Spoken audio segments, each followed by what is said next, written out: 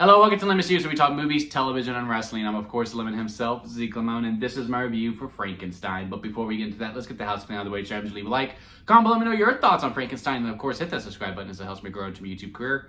I would greatly appreciate it. Now, all that out of the way, let's get into it, shall we? So, I was really looking forward to this one. This was one of the last few movies of 2025 that I was really looking forward to. Like, Avatar is probably one, and then it was probably Frankenstein in the number 2 spot. So, by all things considered, it looks like I only have one movie that I'm super looking forward to seeing this year now that this film is out. This film was out in theaters.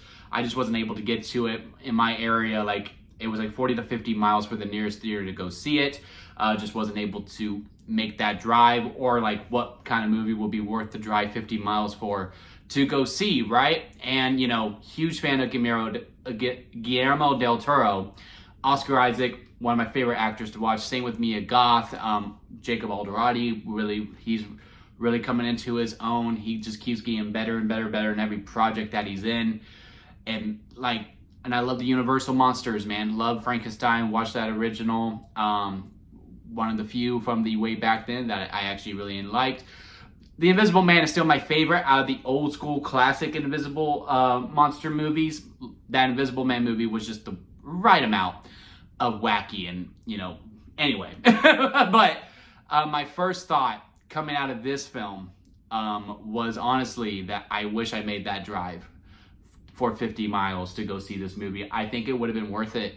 I fell in love with this film. I love everything that this movie was trying to communicate. You could tell Guillermo was very attached to this project. This was maybe something that he was maybe thinking about for a long time. This probably could have been the project that started him on his path to create movies, and then he finally felt ready that he could do this project. Now, I haven't read the novel or anything like that. I've only seen the movies of Frankenstein, and I've heard that this is more faithful to the novel than it is to the original movie, which it is. There's not a whole lot that I remember that really resembles that original, but it's been a long time since I've seen it.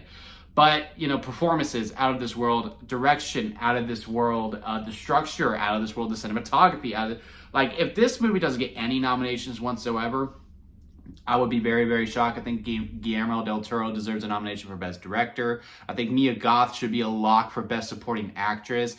And, Oscar Isaac, the best leading actor in a role, is pretty stacked. I think he should be in the conversation. I don't know if he locks in top 5. If he is, I wouldn't be mad at him whatsoever. Honestly, if I had to pick my 5 right now, it's probably Michael B. Jordan for Sinners, Leonardo DiCaprio in One Battle After Another, Dwayne "The Rock" Johnson in The Smashing Machine.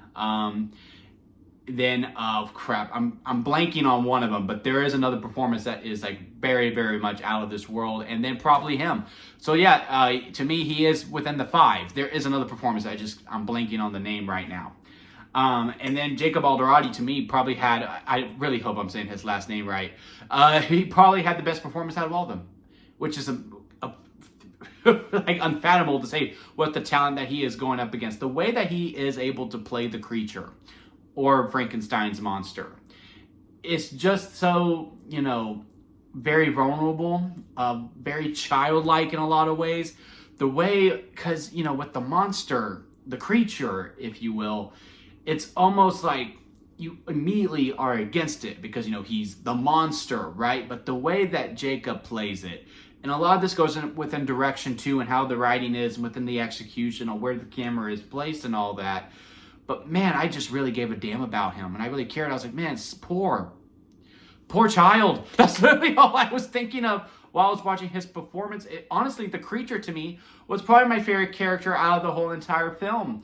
Now, with that being said, where my only qualm with the movie is that when the creature is made, right? I think the beginning part, the prologue in chapter 1, which is from not Frank's, what is his name? But Dr. Frankenstein's point of view, Victor, that's his name. Victor Frankenstein's tale of the build up to creating the creature.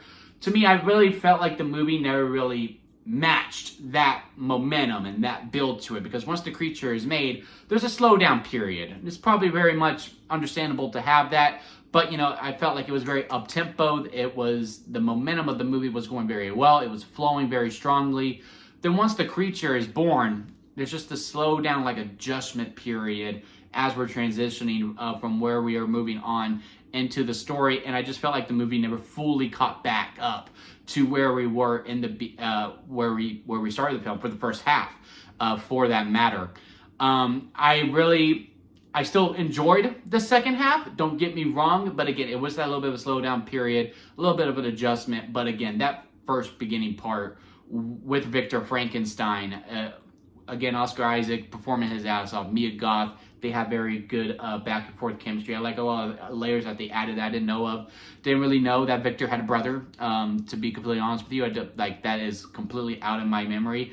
There was no Igor in this film either, but I feel like, I'm forgetting the actor's name, but he plays the uncle of Elizabeth, played by Mia Goth. I feel like he kind of was like replacing that role in a little bit, because I don't remember an uncle character as well from the original Frankenstein. Again, I have not read the novel, but all of that being built up to it, instead of a lot of the things that are being revealed, like a lot of the themes of this movie that I really grew attached to. Y'all know I'm a sucker for a story of father and sons, regardless of what the dynamic is of it.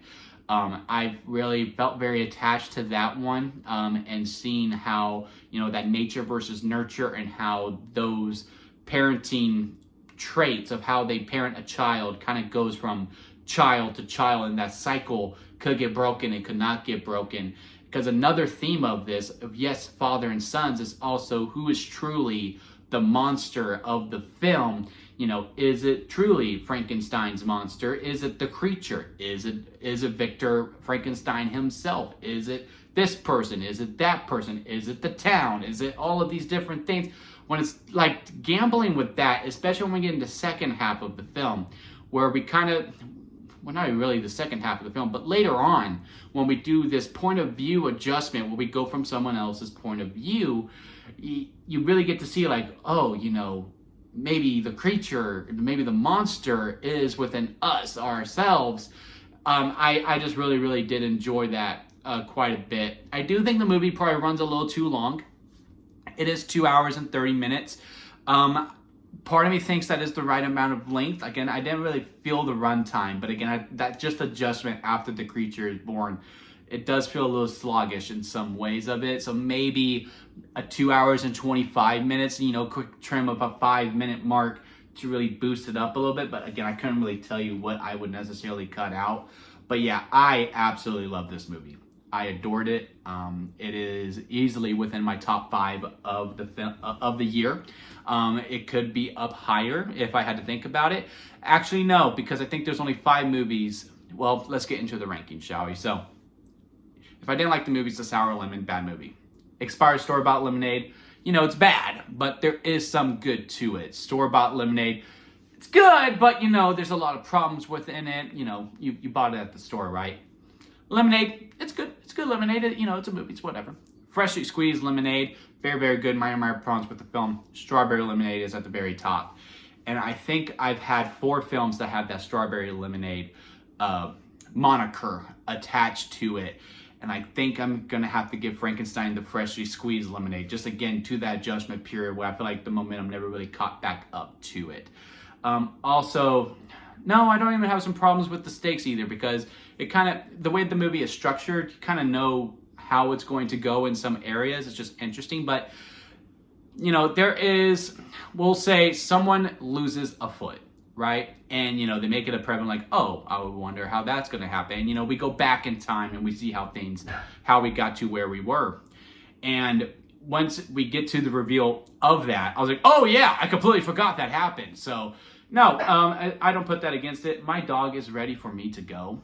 So we're going to go ahead and wrap it up here. But yeah, let me know what y'all thoughts on Frankenstein were. Leave a comment below. Let me know your thoughts on it. Leave a like if you made it this far within a review. I do greatly appreciate it. And hit that subscribe button. Again, as I am trying to grow into my YouTube career.